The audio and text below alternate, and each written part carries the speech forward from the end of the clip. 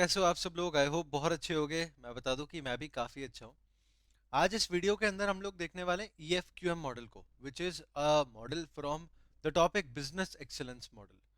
अब ये जो मॉडल है ना, वो रिसेंटली चेंज हो चुका है। EFQM model was initially and still is given by EFQM foundation. EFQM foundation क्या है? European foundation for quality management. ठीक है, तो European foundation for quality management जो ऑर्गेनाइजेशन है, जिसमें एम्प्लॉयज होते हैं, CEO होता है, मनी मेकिंग ऑर्गेनाइजेशन है, उन्होंने गाइडिंग सेट ऑफ रूल्स दिए हैं जिसके हिसाब से एक ऑर्गेनाइजेशन खुद को असेस कर सकता है और ट्रांसफॉर्म कर सकता है for creating value for the stake holders. ठीक है, अब EFQM मॉडल वो रूल्स तो नहीं, पर वो प्रिंसिपल्स और वो गाइडलाइंस हमें देता है, एक ऑर्गेनाइजेशन को वो प्रेजेंट करता है। बट हम बार बार इस टॉपिक को पढ़ते वक्त साथ में डिस्कस करेंगे कि EFQM हेल्प करता है ऑर्गेनाइजेशन को। तो वो कैसे करता है वो हम थोड़ा सा समझ पाएंगे जब हम समझेंगे कि EFQM फाउंडेशन क्या करता है। ठीक है, तो ये एक general of the topic of the syllabus बात है, और 2 सेकंड से ज़्यादा नहीं लगेगा इसको करने में, पर अपन करके और एक बार समझ लेते हैं।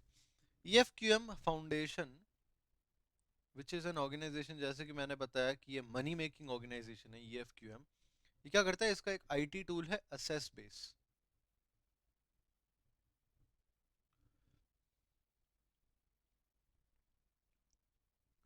ठीक है, ये असेस बेस नाम का इनका एक IT टूल है, जिसकी वजह से ये लोग क्या करते हैं, ये लोग इंफॉर्मेशन प्रेजेंट करते हैं ऑर्गेनाइजेशन को। सो जो भी ऑर्गेनाइजेशन इनके IT टूल के लिए सब्सक्राइब करेगा, सब्सक्रिप्शन बेसिस पे वर्क करता है, तो जो भी IT टूल के लिए सब्सक्राइब करेगा उसको असेस बेस का यूज करने का राइट मिलेगा। ठीक है, अब ये असेस बेस ऑर्गेनाइजेशन को इंफॉर्मेशन प्रेजेंट करता है about the industry, about the competitors, about the market place, customers का प्रेफरेंस अगर चेंज हो रहा है या इंडस्ट्री में कुछ नया आ रहा है या कुछ चेंजेस हो रहा है, so that accordingly your organization can react to it. It provides mechanisms for performance measurement also। वैसे सब कुछ EFQM के अंदर ये असेस बेस आपको काफ़ी हेल्प करेगा। ऐसे करके ये लोग उस चीज़ को सेल करते हैं। अब इसको यूज़ करने के साथ में इन्होंने क्या बोला है कि इन्होंने प्रिंसिपल्स दिए हैं। ठीक है, ये प्रिंसिपल्स और गाइडिंग प्रिंसिपल्स जो है ना, वही अपना EFQM मॉडल बनता है। इन्होंने पहले क्या किया था कि EFQM मॉडल के अंदर 3 टॉपिक दिए थे, एक था फंडामेंटल, एक था क्राइटेरिया और तीसरा था रडार। पर अब इन्होंने क्या कर दिया, EFQM मॉडल को कर दिया चेंज, पर रडार को अभी भी रखा है, तो इन्होंने कर दिया EFQM मॉडल एंड रडार। ये रडार पूरा अपना कैपिटल में आता है। अब ये EFQM मॉडल क्या है, पहले थोड़ा सा वो समझते हैं, उस मॉडल को पूरा समझेंगे, उसके बाद देखेंगे कि EFQM मॉडल का यूज कितना है, और फिर रडार के ऊपर भी जाएंगे।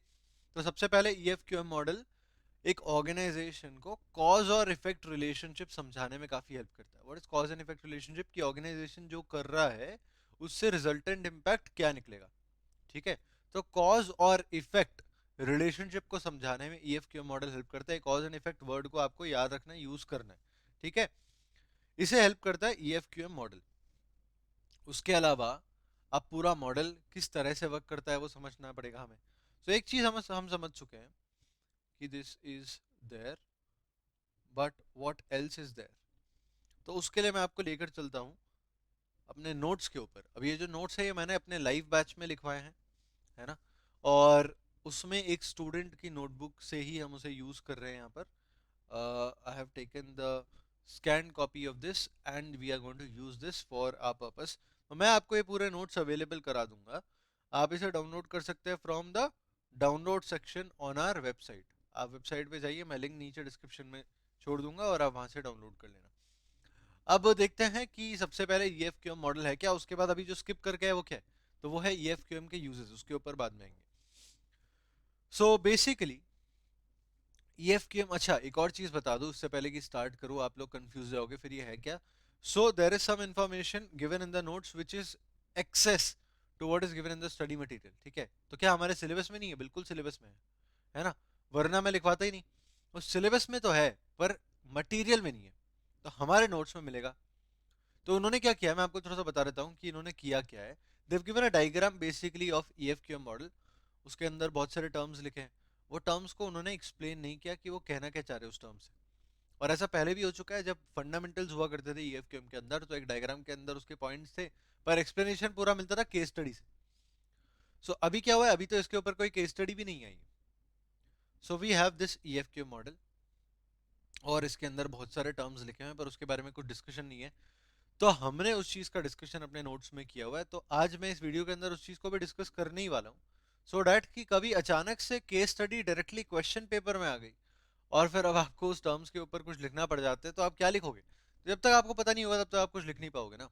इसलिए हम लोग उसे थोड़ा सा समझेंगे, और फिर आप will be in a good position to write something if it is required to write on those points. Okay, so मैं आपको साथ साथ में बताते जाऊंगा कितना आईसीआई के मॉड्यूल में आपको मिल जाएगा और कहाँ कहाँ पर नहीं मिलेगा। तो अभी जो यूजेस हम लोग स्किप करके आए हैं, जो बाद में देखेंगे, वो मटेरियल में आपको मिलेगा स्टडी मैट में। ये 3 क्वेश्चंस जो है वो स्टडी मैट में मिल जाएंगे, आगे का इन्फॉर्मेशन मैं आपको बताते जाऊंगा। तो सबसे पहले ईएफक्यू मॉडल 3 बेसिक क्वेश्चन के ऊपर डिपेंडेंट है, ठीक है। 3 basic questions and very logical questions. ये क्वेश्चन क्या है? सबसे पहले तो बॉस, आप क्यों करना चाहते हो जो भी करना चाहते हो, ठीक है।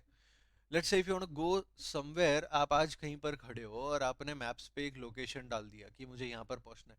क्यों पहुँचना है? पहली बात तो रीजन समझाओ कि पहुँचना क्यों है, ठीक है। सो सबसे पहले एक ऑर्गेनाइजेशन को ये समझना चाहिए, ये आंसर करना चाहिए क्वेश्चन, कि वो जो भी करना चाहता है वो करना क्यों चाहता है ना। What is the purpose behind that, why is that organisation doing that, और उसने वही स्ट्रेटेजी क्यों सिलेक्ट किया। ये सारे आंसर वो करेगा ना, तो उसको मिलेगा कि यही मेरा डायरेक्शन है जाने का, ठीक है। This is where the organisation wants to head. जब इसका आंसर मिलेगा तब डायरेक्शन मिलेगा, है ना। तो आपको क्या आंसर करना चाहिए इसके अंदर, कि ऑर्गेनाइजेशन का पर्पस क्या है। पर्पस के बाद में देखना चाहिए कि विजन क्या है, उसके बाद में देखना चाहिए भाई स्ट्रैटेजी क्या है अब इसको अचीव करने के लिए, ठीक है। ये 3 चीजों को बेसिकली देखते हैं डायरेक्शन के अंदर भी, पर्पस, विजन, स्ट्रैटेजी। ओके, सो अभी हमने क्या डिस्कस किया कि भाई ऑर्गेनाइजेशन का डायरेक्शन क्या है। अब जैसे एग्जांपल लेते हैं वरना समझ में नहीं आएगा। तो एज अ ह्यूमन बीइंग आपका क्या पर्पस है? स्पिरिचुअल और फिलोसॉफिकल बातों को छोड़ दो कि हम वो करने तो बैठे नहीं है यहाँ पर। तो हमारा जो पर्पस है वो आना चाहिए फ्रॉम द मनी माइंडेडनेस। तो हम क्यों बैठे हैं भाई यहाँ पर? So our purpose is basically simply to earn money. हम लोग तो पैसे कमाने के लिए बैठे हैं यहाँ पर, है ना। So our purpose is to earn money. अब आपका अगर पर्पस है कि आप पैसा कमाना चाहते हो, तो आपने कुछ तो सोचा होगा ना। अच्छा, क्यों कमाना चाहते हो? सर नेसेसिटी है ना, हर चीज पैसे से चलती है ना ऑलमोस्ट। तो फिर जरूरतें पूरी करना, ख्वाहिशें पूरी करना, उसके लिए पैसा तो चाहिए। तो that is why we want to earn money, ठीक है, सिंपल, क्लियर। अच्छा, कैसे कमाओगे? आपने से बोला सर हम बिजनेस करके कमा सकते हैं, या फिर कोई बोल रहा है जॉब करके कमा सकते हैं, है ना। अच्छा, ये बिजनेस और जॉब कैसे मिलेगी? सर सीए कर रहे हैं ना, उसी लिए तो आपने एक स्ट्रैटेजी बना ली। अच्छा, आपने सीए करने का ही क्यों सोचा? जॉब तो और भी तरीकों से मिल जाती। पसंद आता है? नहीं नहीं, पसंद किसको आता है? सीए। तो फिर सीए करने का ही क्यों सोचा? सर जॉब जो मिलेगी ना सीए करने के बाद में, वो एक अच्छी रिस्पेक्टेबल जॉब मिल जाती है, और पैसा, देखो ऑनेस्ट बात कर रहे हैं, तो सीए करने के बाद में पैसा ज्यादा मिल जाता है ना। तो ये आपने एक स्ट्रेटेजी बना के रखी। Why do you want to do it? Because you want to, अच्छा, what do you want to do? You want to earn money. Why do you want to do? Because it's necessary. और कैसे करोगे? Job करके, उसके लिए CA करना पड़ेगा, उसके लिए सीए कर रहे हैं। आपने स्ट्रैटेजी क्यों सिलेक्ट करी है, उसका तक भी आपके पास में आंसर है। एक ऑर्गेनाइजेशन को उसी तरह से आंसर होना जरूरी है। एक ऑर्गेनाइजेशन क्या करना चाहते हैं, जैसे कि मैं क्या खोल के बैठा हूँ, द चार्टर्ड स्कूल, ठीक है। द चार्टर्ड स्कूल का पर्पस क्या है, कि हम ट्रांसफॉर्म करना चाहते हैं स्टूडेंट की लाइफ को। ठीक है, भारी वर्ड। स्टूडेंट की लाइफ को ट्रांसफॉर्म करना चाहते हैं। क्यों करना चाहते हैं? क्योंकि स्टूडेंट की लाइफ अगर ट्रांसफॉर्म होगी, it will help in building nation, it will also help us getting our pockets filled, है ना। और it will also help the students to crack the C exam. और मुझे लगता है कि in some way I am giving back to the society, also I like teaching, it is my purpose. And यही strategy क्यों, मतलब कि अभी हमने स्ट्रेटजी क्या बनाई है? सबसे पहले तो स्ट्रेटजी यही बनाई है ना, कि अभी स्टार्ट कैसे किया, एससीएमपी से। और भी सब्जेक्ट ला सकते हैं सीए फाइनल में, हो सकता है सीए इंटर में भी चले जाए, हो सकता है आईपीसी अपना फाउंडेशन में भी चले जाए, हो सकता है सीए के अलावा और भी कोर्सेज में चले जाए, कुछ भी हो सकता है ना। वर्ड तो चार्टर्ड है, चार्टर्ड स्कूल, चार्टर्ड में सिर्फ सीए थोड़ी होते हैं, और भी होते हैं, होने का तो कुछ भी हो सकता है। यही स्ट्रैटेजी क्यों अभी सिलेक्ट करी, क्योंकि मुझे लगता है एससीएमपी बिजनेस से काफी ज्यादा रिलेट करता है। Okay simple. अच्छा, थोड़ा चेंज कर दूं, कुछ और भी पर्पस हो सकता है। ऑर्गेनाइजेशन का पर्पस क्या है भाई, टीसीएस का चेंज कर रहा हूँ अभी, देखो दूसरा एग्जांपल ले रहा हूँ, पर सेम ऑर्गेनाइजेशन के साथ में टीसीएस क्यों एग्जिस्ट करता है, सॉरी द चार्टर्ड स्कूल क्यों एग्जिस्ट करता है। तो भाई इसलिए एग्जिस्ट करता है क्योंकि हम चाहते हैं कि स्टूडेंट पढ़ाई के साथ साथ में रियल वर्ल्ड से रिलेट कर पाए, they get ready for the real life. तो फिर आप ये क्यों करना चाहते हो, क्योंकि मुझे लगता है कि स्टूडेंट जब पढ़ता है तो वो बहुत थियोरेटिकली पढ़ता है और वो रियल लाइफ से रिलेट नहीं कर पाता। तो प्रॉब्लम आती है, गैप रह जाता है, फिर रियल लाइफ में एंटर करता है, उसको वापस सारी चीजें सीखनी पड़ती है। मुझे ब्रिज को गैप करना है, इसलिए मैं करना चाहता हूँ। आंसर कर दिया, सिंपल। अच्छा, आपने यही स्ट्रैटेजी क्यों सिलेक्ट करी सीए फाइनल एससीएमपी को पढ़ाने की, क्योंकि एससीएमपी बिजनेस से काफी रिलेट करता है। मैं यहाँ पर आपको केस स्टडी पढ़ाकर काफी कुछ रियल लाइफ के बेसिस पर सिखा सकता हूँ। मैं यहाँ पर आपको एग्जाम्पल्स दे देकर रियल लाइफ के बेसिस पर सिखा सकता हूँ। So what is that, that is direction. Getting the point, okay. चलते हैं नेक्स्ट वाले पे। अब भाई करोगे कैसे, ठीक है। तो आपकी बात करें तो आपने सोचा कि जॉब करना है, उसके पहले सीए करना है, स्ट्रेटजी तो बना ली, करोगे कैसे। तो पहले पढ़ना, पहले रजिस्ट्रेशन करना पड़ेगा, फिर एग्जाम्स पे एग्जाम्स क्लियर करनी पड़ेगी, बहुत मेहनत है। हमारा तो दिन रात का स्ट्रगल है सर, आप नहीं जानते, अरे जानता हूँ मैं। तो अब क्या करना पड़ेगा, रजिस्ट्रेशन देन स्टडी देन, और क्या करना चाहिए भाई, तो एग्जाम लिख के पास होना है, क्लासेस करनी है, आर्टिकलशिप करना है, ये सब कुछ सर हमारे स्ट्रेटजी का पार्ट है, ये सब करना पड़ेगा, दिस एग्जीक्यूशन, ये एक्शन प्लान है हमारा, है ना। सीए करने का जब डिसाइड किया तो एक्शन प्लान यही था, फिर सीए करने के बाद में अप्लाई करेंगे जॉब के लिए, कैंपस में जाएंगे, आईसीआई कैंपस अरेंज करता है, कैंपस में जाएंगे, कंपनी आएगी, इंटरव्यू देंगे, इंटरव्यू के लिए प्रिपरेशन करना पड़ेगा, और फिर सिलेक्ट हो जाएंगे, जॉब मिल जाएगा, जॉब कर लेंगे, एग्जीक्यूशन। मैं एसईएमबी कैसे पढ़ाता हूँ भाई, यूट्यूब पे पढ़ाता हूँ, उसके बाद क्लासेस लेता हूँ, लाइव क्लास होती है, रिकॉर्डेड क्लास होती है ना, फास्ट ट्रैक बैच होती है, समरी बैच होता है, और लास्ट डे रिवीजन बैच होता है, मैराथन होता है, बुक्स होती है, there are so many ways, scope view charts होते हैं। तो ये सब क्या है, मेंटोरशिप होती है। हम क्या करते हैं, हम रेडी करते हैं स्टूडेंट को, राइट।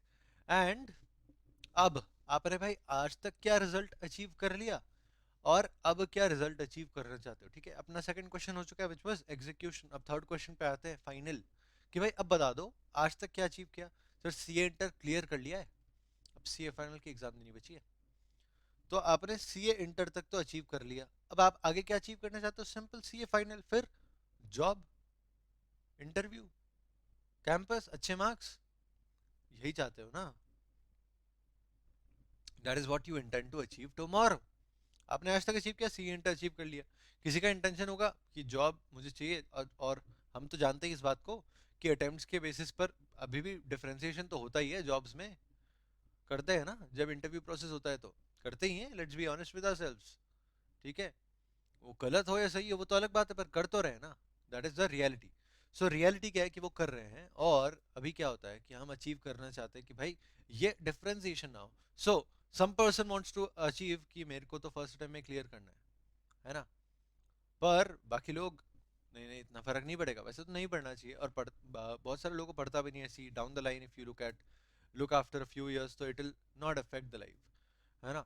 सो क्या अचीव करना चाहते हो भाई कल, हम सीए फाइनल अचीव करना चाहते हैं, उसके बाद इंटरव्यू क्रैक करना चाहते हैं, this are results that we want to achieve tomorrow. एक ऑर्गेनाइजेशन क्या अचीव करना चाहता है, हाँ, द चार्टर्ड स्कूल की बात करो, बोलो ना, आज तक क्या अचीव किया, कुछ स्टूडेंट्स को सेटिस्फाई किया है ना, कुछ स्टूडेंट्स, कुछ नंबर ऑफ स्टूडेंट्स जिनको हम शॉर्ट पीरियड ऑफ टाइम में केटर कर पाए, उन्हें समझा पाए, उन्हें प्रिपेयर कर पाए, और उनमें से कुछ लोगों को पास करा दिया है हमने, कुछ लोगों में से एससीएमपी का डर हटा दिया है। अब कल क्या अचीव करना चाहते हैं, और बड़ा नंबर, एससीएमपी के अलावा और जगह पर जाकर, ये सब्जेक्ट है सीए, सीए के अंदर ही थोड़ी है, और जगह पर भी है, और जगह जाना चाहते हैं। What result does it want to achieve tomorrow, this, okay. So let's say कि ये पूरा सब हाइपोथेटिकल चल रहा है, मैं हवा में बातें कर रहा हूँ सारी, ठीक है, आपकी नहीं मेरी, ओके। सो ईएफक्यूएम मॉडल ये 3 बेसिक क्वेश्चन पर चलता है। क्यों करना है, कैसे करना है, और अभी तक क्या कर लिया, आगे क्या करना चाहते हो। ठीक है। Why does this organisation exist, direction, how does this intend to deliver on its purpose and strategy, execution, and what has it achieved till date, और आगे क्या अचीव करेंगे, रिजल्ट्स। Got it, right. यह है आपके ईएफक्यूएम के 3 बेसिक क्वेश्चन। अब यहां तक तो आपकी बुक में दिया हुआ है, इसके बाद का इंफॉर्मेशन आपकी बुक में दिया हुआ है ही नहीं, डायग्राम में दिया हुआ है। डायग्राम में आप देखोगे ना, स्टडी मटेरियल मतलब, वहां पर देखोगे ना तो डायरेक्शन है, दिख रहा है, डायरेक्शन दिख रहा है, वहां पर पर्पस विजन स्ट्रेटजी लिखा होगा, है ना। उसके बाद आपको ऑर्गेनाइजेशनल कल्चर एंड लीडरशिप दिख रहा होगा, पर उसके बारे में कोई एक्सप्लेनेशन नहीं है, तो एक्सप्लेनेशन यहाँ से मिल जाएगा ना आपको। चलो let's begin. Purpose vision strategy, सबसे पहले आता है पॉइंट पर्पस। डायरेक्शन के अंदर सबसे पहले अभी हम लोग डिस्कस करते हुए आ रहे हैं यार, पर्पस तो पता होना चाहिए।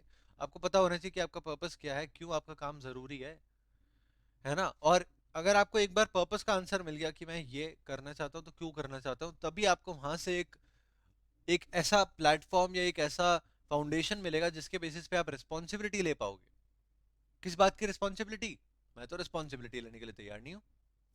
किस बात की रिस्पॉन्सिबिलिटी ले पाओगे, कि आप इस मार्केट के अंदर जो कंट्रीब्यूशन कर रहे हो उसका इंपैक्ट क्या हो रहा है उस मार्केट के ऊपर। आपने सोचा है ना कि ये करोगे, क्या करोगे। जैसे मैं क्या करने वाला था भाई, पर्पस, मैं तो मेरा पर्पस ही भूल गया।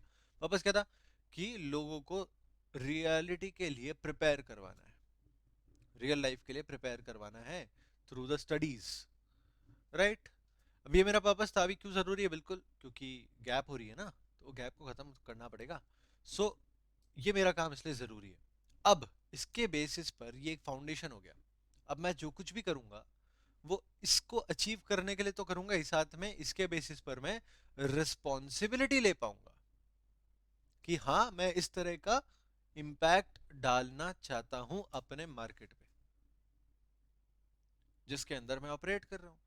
सो जो भी मैं कंट्रीब्यूशन कर रहा हूँ इस मार्केट के अंदर, उसके लिए एक फ्रेमवर्क रेडी करता है, प्रोवाइड करता है, जिसमें मैं कंट्रीब्यूशन और उसका इम्पैक्ट जो होता है इकोसिस्टम का, उसकी रिस्पॉन्सिबिलिटी लेने के लिए तैयार हो जाता हूँ। एट द सेम टाइम मैंने क्या बोला, कि मैं अच्छा तो करूंगा ही, मतलब कि मैं डिलीवर तो करूंगा ही वैल्यू को स्टेक होल्डर्स के लिए, क्रिएट करूंगा, डिलीवर करूंगा value for the stake holders. तो ये होता है पर्पस का काम। उसके बाद अपन सिंपल सिंपल शब्दों में अगर पर्पस को लिखेंगे तो वो विजन, थोड़ा सा क्लैरिटी के साथ में विजन अपने को बताता है कि अपन लॉन्ग टर्म में अचीव क्या करना चाहते हैं। तो भाई ये तो बहुत भारी हो गया कि रियल लाइफ के लिए प्रिपेयर कराना है। आप एकदम बताओ ना कि कैसे क्या करना है, आप ऑर्गेनाइजेशन में आप अचीव क्या करना चाहते हो। तो भाई विजन बहुत सिंपल है, कि ज्यादा से ज्यादा लोगों को एससीएमपी, ज्यादा से ज्यादा लोगों में से एससीएमपी का डर हटाना है। विजन सिंपल है ना। तो हमने डिस्क्राइब कर दिया सबसे पहले कि हम एज एन ऑर्गेनाइजेशन क्या करना चाह रहे हैं, क्या करना चाह रहे हैं, डर को हटाना चाह रहे हैं। अब इसके बेसिस पे मैं करंटली क्या कर रहा हूँ, तो मैं आपको एक्सप्लेन कर रहा हूँ। ये मेरा एक कोर्स ऑफ एक्शन है, ये मेरा एक एक एक्टिविटी है ना जो मैं कर रहा हूँ, आपको एक्सप्लेन कर रहा हूँ। जिसके बेसिस पे पॉसिबली मुझे ऐसा लगेगा कि कोई ईएफक्यूएम मॉडल से डर रहा होगा ना, ये समझने के बाद में उसका डर खत्म हो जाएगा। ठीक है, this is a current course of action. फिर बाद में कुछ लोगों के डाउट आएंगे, वो डाउट पूछेंगे, तो मैं उनको एक्सप्लेन करूंगा, एक और एक्टिविटी करूंगा। What will be that, that will be a future course of action. तो एक organisation current course of action और future course of action decide करता है on the basis of vision. और फ्यूचर मतलब इतना शॉर्ट नहीं, अपने एग्जाम्पल जितना शॉर्ट नहीं होता, थोड़ा सा लॉन्ग में जाओ। जैसे मैंने स्कोप व्यू चार्ट्स निकाले थे जब मुझे लग रहा था कि केस स्टडी में सभी लोग बहुत परेशान रहते हैं, है ना।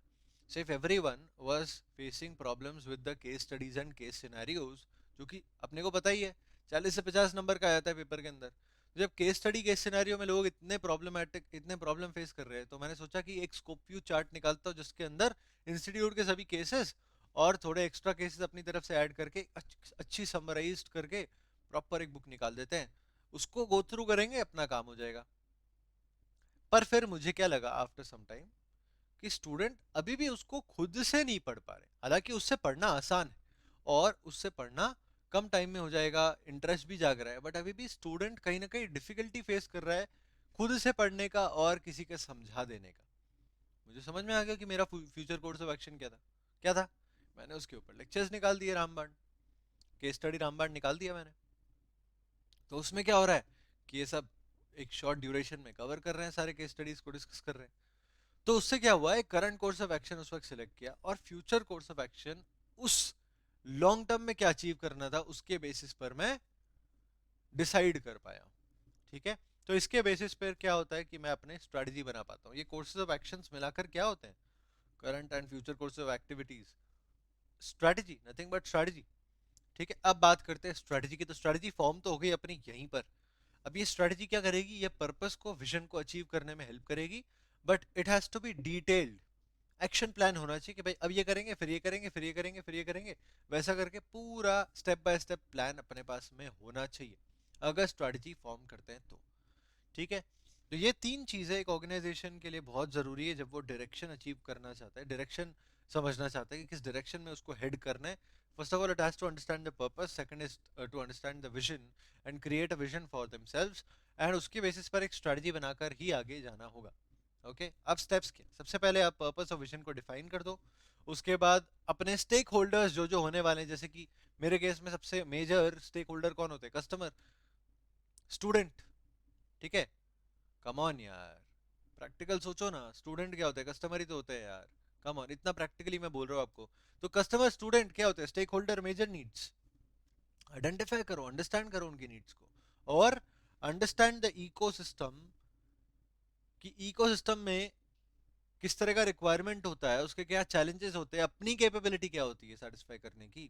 जैसे फॉर एग्जांपल, दादा सुनो ना मेरी बात को। तो क्या हुआ कि अभी रिक्वायरमेंट आया, रिक्वायरमेंट कैसा आया कि बॉस आप एक हिंदी का फास्ट ट्रैक निकाल दो। क्या निकाल दो, हिंदी का फास्ट ट्रैक, मे 22 के लिए। किसके लिए, मे 22 के लिए हिंदी का फास्ट ट्रैक निकाल दो, रिक्वायरमेंट आया, बहुत स्टूडेंट्स है। पर अभी क्या चैलेंज है, टाइम ही नहीं है ना। ठीक है, टाइम ही नहीं है। नवंबर 22 के लिए मैं निकाल सकता हूँ, प्लान किया है मैंने, पर मई 22 के लिए निकालने का तो अभी टाइम ही नहीं है ना, क्योंकि और भी चीजें चल रही है। So what you have to understand is that there are challenges, अपनी कैपेबिलिटी है ना। अभी मैं 24 आवर्स तो वर्क नहीं कर सकता ना यार। Okay, nobody can work 24 hours. आप मैक्सिमम कितने घंटे काम कर सकते हो, 12 13 14 15 घंटे। ठीक है, उससे ज्यादा तो काम नहीं कर सकते ना एक दिन में। So own capabilities, challenges, ecosystem and requirement, ये समझो, ये समझ लो। उसके बाद में अपना एक स्ट्रेटजी बनाओ, डेवलप द स्ट्रेटजी, और उसके बाद में आप अपना एक परफॉर्मेंस मैनेजमेंट सिस्टम बना दो, जिसके बेसिस पर क्या होगा कि आप क्या अचीव करना चाहते हो उसके हिसाब से मैनेजमेंट सिस्टम बनेगा, और फिर ट्रैक रख पाओगे कि क्या अचीव किया, कैसे अचीव किया। मतलब कि आप जो अचीव करना चाहते थे रिजल्ट, वैसा अचीव कर पाए नहीं कर पाए, समझना पड़ेगा ना कि अपना परफॉर्मेंस बराबर जा रहा है कि नहीं जा रहा है।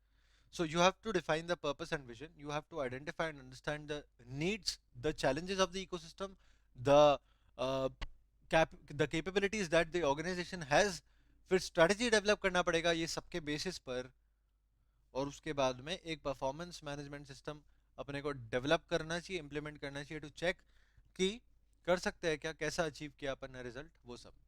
ओके, गॉट इट, ये था अपना क्या, डायरेक्शन के अंदर में पर्पस विजन स्ट्रेटजी। अभी डायरेक्शन के अंदर में आता है organisational culture and leadership. Organisational culture क्या बोलता है, बहुत सिंपल सी चीज है कि बेसिकली ये एक वैल्यू सिस्टम है। क्या है, वैल्यू सिस्टम। अपने घर का कल्चर होता है ना, वैसे क्या है ऑर्गेनाइजेशन का कल्चर, कैसा, आपस में लोग कैसे बिहेव करेंगे और दूसरों से कैसे बिहेव करेंगे। सिंपल, बिहेवियर को इन्फ्लुएंस करता है, आपस में कैसे करेंगे और दूसरों से कैसे करेंगे। आपस में कौन कौन करेगा, अपने इंप्लॉइज, लीडर्स, ये सब आपस में कैसे बिहेव करते हैं, कौन से वैल्यू सिस्टम के बेसिस पर बिहेव करते हैं, क्या नॉर्म्स चलता है जनरली अपने ऑर्गेनाइजेशन के, उसके बेसिस पर दे इंटरैक्ट विद इन देमसेल्व्स। और किससे इंटरैक्ट करते हैं, बाहर वालों से। बाहर वाले में कौन कौन आया, स्टेक होल्डर्स, है ना। कस्टमर से कैसा डीलिंग करने का, सर अच्छे से डील करने का, स्माइल करने का, है ना। रेस्टोरेंट के बारे में सोचो जरा, रेस्टोरेंट के बारे में। अभी बहुत सारे लोग बॉम्बे से होंगे, जो लोग बॉम्बे से नहीं है उनको भी थोड़ा सा एग्जाम्पल देता हूँ, समझ में आएगा ये चीज़। देखो, एक वहाँ पर ना बड़ा फेमस है, एक रेस्टोरेंट है, राधा कृष्णा। ठीक है, ये बॉम्बे वालों पता है ना किधर है, किधर है भाई, this is where this Radha Krishna. हाँ, शॉपर स्टॉप के सामने, एसवी रोड। ठीक है, राधा, अरे मार्केटिंग नहीं कर रहा हूँ, बता रहा हूँ, राधा कृष्णा। राधा कृष्णा पे बाहर बैठोगे ना आप, उसमें दो सीटिंग है पता है, अंदर की साइड पे क्या एसी और बाहर की साइड पे non AC. So non AC में बैठोगे ना तो कैसा आपको बिहेवियर देखने को मिलेगा। सो वहां पर जो स्टाफ होते हैं, जो वेटर्स होते हैं ना, वो आपस में कैसे बात करते हैं, बिल्कुल भी अच्छे से नहीं। मतलब आपको देखने को मिलेगा कि आपस में कैसे बात करते हैं, वो लोग अच्छे से नहीं करते। एट द सेम टाइम वो लोग कस्टमर से कैसे बात करते हैं वो भी थोड़ा सा इधर उधर है। ओके, बट वहीं पर आप नॉन एसी से जब एसी में जाओगे, अच्छा मैं ये नहीं बोल रहा हूँ कि फिर भी भीड़ नहीं पड़ता है भाई, सॉलिड भीड़ पड़ता है, there is waiting every time every day. ठीक है, वेटिंग है फुल। क्यों? क्योंकि खाना बहुत अच्छा है ना, बहुत अच्छा है। आप अंदर की तरफ जाओगे ना एसी के साइड पे, तो आपको ये प्रॉब्लम फेस करने को दिखेगी नहीं। अच्छा, इसका मतलब ये नहीं है कि they will not serve you और they will not serve you on time, everything will happen. It is just that कि आपका और उनका जब इंटरेक्शन होगा ना तो आपको मजा नहीं आएगा, उसके अलावा बाकी सब कुछ ठीक है। पर आप एसी में जाओगे तो वो भी सही हो जाता है। सिंपल, पैसा ज्यादा लगता है ना एसी का।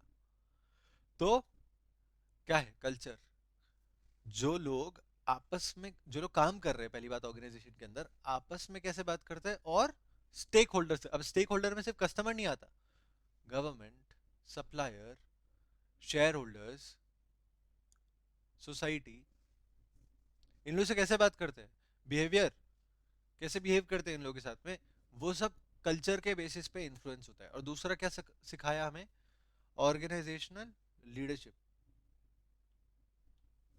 ऑर्गेनाइजेशनल लीडरशिप में आपको क्या लगता है, ऑर्गेनाइजेशन के अंदर की लीडर की बात कर रहे हैं? नहीं, ऑर्गेनाइजेशन को ही लीडर बनाना है। जिस भी इंडस्ट्री में है वो, उसमें ऑर्गेनाइजेशन को खुद ही लीडर बनना चाहिए। जैसे कि टेलीकॉम के अंदर कौन लीडर, बोलो? हाँ, ठीक है, तुम जियो हजारों साल, तो ऑर्गेनाइजेशन खुद ही लीडर होना चाहिए अपने इंडस्ट्री में, ताकि बाकी सब लोग उसको रोल मॉडल मान के उसको फॉलो करें। क्या समझे? समझे कि नहीं? नहीं समझे? देखो, सबसे पहले जो प्लान निकाला, वो कितने का निकाला भाई? 599 का, बराबर ना? 3 months 599 is the plan I guess. और उसके अंदर आपको 1.5 जीबी या 1 जीबी ऐसा कुछ करके डेटा मिलता है पर डे, और अनलिमिटेड कॉलिंग वगैरह सब कुछ मिलता है। किसने निकाला बॉस? अपन सब जानते हैं, ठीक है। कोई किस, बाकी सब लोगों ने उसको फॉलो करके कॉपी किया ना। सेम सेम प्लान निकालना पड़ा कि नहीं निकालना पड़ा? क्यों निकालना पड़ा? क्यों? कंपटीशन है, कंपटीशन तो है ही, बट वो कंपटीशन कैसे जनरेट हुआ, वो कंपटीशन की वजह से क्या करना पड़ा, अल्टीमेटली उसको रोल मॉडल मानकर उसको फॉलो करना पड़ा ना। ये रोल मॉडल माना और फिर उसके बाद रिकॉग्नाइज किया। रिकॉग्नाइज किया एज अ रोल मॉडल, मतलब क्या, अभी उसको फॉलो करना पड़ेगा, वो सेम चीज निकालना पड़ेगा। So leader with in the ecosystem, that is organizational leadership, जो कि एक ऐसा पोजीशन सेट कर दे अपने इकोसिस्टम के अंदर जिसको बाकी लोगों को फॉलो करना ही पड़ता है। ठीक है, organisational culture and organisational leadership, समझा तुमको? अभी देखो कैसे अचीव करेंगे सक्सेस। तो क्या बोल रहे हैं, सबसे पहले ऑर्गेनाइजेशन का कल्चर ठीक कर दो, है ना, वो आपके कंट्रोल में होना चाहिए। अगर उसमें चेंज करने की जरूरत पड़ती है, कल्चर को चेंज करना पड़ता है ना अगर, क्योंकि भाई बिहेवियर सही नहीं है या जो भी, तो अगर सही करने की जरूरत पड़ती है तो आपको रियलाइज करना चाहिए और उसके हिसाब से कंडीशंस क्रिएट करनी चाहिए कि कैसे हम चेंज कर सकते हैं। ओके, सबसे पहले तो कल्चर को चेंज करना आपके हाथ में होना चाहिए। फिर जैसे ही चेंज करने की जरूरत पड़े, रियलाइज करो कि चेंज करना पड़ रहा है, अकॉर्डिंगली कंडीशंस क्रिएट करो कि चेंज हम लोग कर पाए। उसके बाद में क्रिएटिविटी और इनोवेशन को यूज करो to become the organisational leader. ठीक है, और उसके बाद में आपको फिर क्या करना है भाई, आपस में मिलकर मतलब कि पूरे ऑर्गेनाइजेशन को एक साथ, एक टीम की तरह से काम करके, you have to engage in the purpose, vision and strategy. क्योंकि अचीव करने के लिए इसके ऊपर वापस से जाना ही पड़ेगा, you have to get back there. तो इसके ऊपर ध्यान दो और ये अचीव करने में लग जाओ। समझ गए? बात सिंपल है। तो अभी तक अपन ने क्या देखा, डायरेक्शन देख लिया। डायरेक्शन के अंदर क्या क्या देखा बॉस? सबसे पहले अपन ने देखा था पर्पस, विजन, स्ट्रेटजी। पर्पस के अंदर अपन ने देखा था कि क्यों करना है, विजन, हाँ लॉन्ग टर्म में क्या अचीव करना है, स्ट्रेटजी, डिटेल्ड एक्शन प्लान, और फिर देखा ऑर्गेनाइजेशनल, बोलो ना, कल्चर, ऑर्गेनाइजेशनल लीडरशिप। ठीक है, सिंपल। अभी कैसे करेंगे, तो ऑर्गेनाइजेशनल कल्चर सबसे पहले कंट्रोल में रखो, स्टीयरिंग व्हील। ठीक है, steer the organisation culture. Second, create conditions for realising change, यानी कि चेंज करने की जरूरत पड़े रियलाइज करो, और रियलाइज करने के लिए कंडीशंस क्रिएट करो कि भाई अभी चेंज करना जरूरी हो रहा है कल्चर को भी। फिर enable creativity innovation, and accordingly इसको यूज करके आप पर्पस, विजन, स्ट्रेटजी पे हेल्प करो, एंगेज एंगेज हो जाओ वापस से। अब बात करते हैं एग्जीक्यूशन की। Come to second point, finally अब वो पार्ट आ रहा है जहां पर हम लोग काम करने वाले हैं एक्चुअल में, अब ऑपरेट करने वाले हैं। तो ऑर्गेनाइजेशन को क्या करना है, अब अपने स्ट्रेटजी को एग्जीक्यूट करना है, इफेक्टिवली और एफिशिएंटली करना पड़ेगा ताकि वो कुछ चीजें इंश्योर कर पाए। भाई क्या क्या इंश्योर कर पाए? सबसे पहले उसको क्या करना पड़ेगा, you have to understand what, और एक्चुअली नॉट व्हाट तो गलत हो जाएगा, who the stake holders are, you have to understand that. ठीक है, अगर आपको अपने स्ट्रेटजी को इफेक्टिवली इंप्लीमेंट करना है तो पहले आपको ये समझना पड़ेगा कि आपके स्टेक होल्डर्स हैं कौन। तभी तो आप उनके रिक्वायरमेंट को समझ पाओगे, तभी तो एक स्ट्रेटजी क्रिएट कर पाओगे। समझ रहे हो क्या? पहले तो मुझे जानना पड़ेगा कि स्टेक होल्डर ही कौन है ना, फिर उसके बाद में, यहाँ पर पॉइंट मिसिंग है।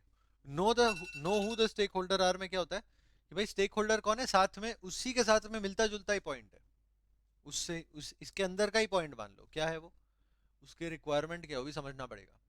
तो स्टेक होल्डर कौन है, उसकी रिक्वायरमेंट क्या है, समझ लो।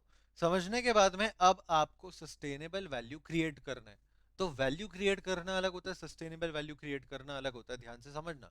वैल्यू क्रिएट करना यानी कि मैं कुछ भी वैल्यू क्रिएट करके दे रहा हूँ, अच्छा, और अभी पसंद भी आ रहा है, ध्यान देना, अभी पसंद भी आ रहा है, बट अगर फ्यूचर में पसंद नहीं आया तो फिर वैल्यू आज पसंद आई, खत्म बात। पर सस्टेनेबल वैल्यू क्या होगी कि वो फ्यूचर में भी पसंद आए। उसके लिए हो सकता है हमें उसे चेंज करना पड़े time to time, on the basis of the requirement or on the basis of the conditions that exist, पर you have to create sustainable value, जो कि आज पसंद आ रही है अच्छी बात है, बाद में भी पसंद आना चाहिए, किसको, स्टेक होल्डर को। अब इसके बेसिस पर अपन अपने परफॉर्मेंस को ड्राइव करेंगे, आज भी ड्राइव करेंगे। आज ड्राइव करना यानी कि आज ऑपरेशन करना, मतलब फाइनली आज अपन ऑपरेट करेंगे, परफॉर्म करेंगे। आज ऑपरेट किया, उसके बाद में अगर उसके अंदर चेंजेस लाने पड़े, इंप्रूवमेंट करने पड़े, क्योंकि फ्यूचर में भी सक्सेसफुल रहना और फ्यूचर में रिक्वायरमेंट चेंज हो सकती है, तो वो भी करना पड़ेगा, पार्ट ऑफ एग्जीक्यूशन। बोलो भाई क्या क्या इंश्योर करना है? तीन चीजें। पहली चीज, स्टेक होल्डर कौन है समझो, उसकी रिक्वायरमेंट क्या है वो साथ में ही समझ लो। उसके लिए वैल्यू क्रिएट करना है, अब वो भी कौन सी वाली, सस्टेनेबल वैल्यू। तीसरी, आज परफॉर्मेंस को ड्राइव करना है, यानी कि आज ऑपरेट करना है, और उसके अंदर इंप्रूवमेंट और ट्रांसफॉर्मेशन जरूरी है कल सक्सेसफुल होने के लिए, फ्यूचर में सक्सेसफुल होने के लिए, तो हम वो भी करेंगे। Got it? अब इसके अंदर सबसे पहला पॉइंट आता है engaging stake holder. Engaging stake holder में सबसे पहले आइडेंटिफाई करना पड़ेगा कि कौन कौन से टाइप के स्टेक होल्डर्स एग्जिस्ट करते हैं, कौन सी कैटेगरी के with in the each key stake holder group. ये तो समझ ही नहीं आया तो हवा में क्या, की स्टेक होल्डर ग्रुप कौन कौन से, पहले तो अपन ये लिख लेते हैं। ठीक है, आगे लिखा है मैंने, अभी मैं लिख रहा हूं, आपको नहीं लिखना है। तो बोलो भाई कौन कौन से हैं? एक तो सप्लायर, सर कस्टमर तो रह गया, ठीक है, कस्टमर, गवर्नमेंट, और बोलो ना भाई सोसाइटी और एम्प्लॉय। ठीक है, और भी होते होंगे, पर कॉमनली मेजरली यही है। आइडेंटिफाई कर लिए की स्टेक होल्डर ग्रुप, ये क्या है, स्टेक होल्डर ग्रुप, बराबर है ना। अभी इसमें से की कौन सा है ऑर्गेनाइजेशन के लिए, बोलो भाई द चार्टर्ड स्कूल के लिए की कौन सा है? सर इसमें स्टूडेंट तो लिखा, अरे समझा ना तुमको, स्टूडेंट क्या, कस्टमर, देवता, कस्टमर। ठीक है, की स्टेक होल्डर समझ में आ गया बॉस। एक और बोल दो यार, मेरे सेटिस्फेक्शन के लिए एक और बोल दो, सोसाइटी। ठीक है, ये दो अपने मेजर स्टेक होल्डर, की स्टेक होल्डर समझ में आ गया, आइडेंटिफाई कर लिया की स्टेक होल्डर ग्रुप कौन सा है। अब इसके अंदर स्पेसिफिक टाइप कैटेगरी क्या हो सकती है, थोड़ा सोसाइटी को भूल जाओ, कस्टमर पे आ जाओ। कस्टमर के अंदर टाइप्स और कैटेगरी क्या हो सकती है, बोलो भाई।